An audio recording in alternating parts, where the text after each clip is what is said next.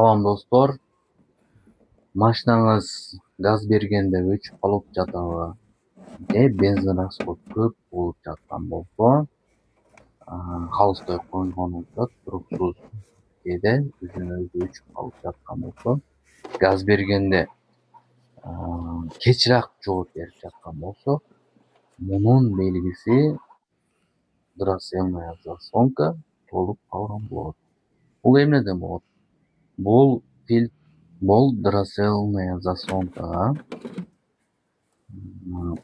фильтрден чаң соруп, ошо майланышып, тирт болуп, аба өтүшү аябай начар болуп калганда машина кыйналып өчөт.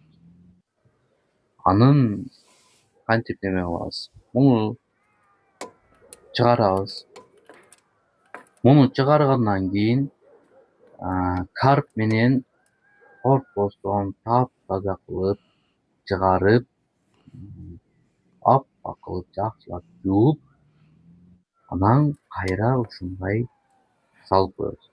Бул жерде эч кандай коркунучтуу нерсеси жок. Болгону эки жагынан эки шланг келип сайылат.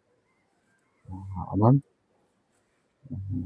датчик, ракетный датчиктики, анан чечвара датчиктики штекерлер сайланат. Кайрадан калган фильтрлердин шлангылары уланып, фильтрдин шлангыларын кайра эле ордуна калтырасыз дагы. Болду, машинаңыз өз ордуна келип калат. Рахмат, көңүл бурган.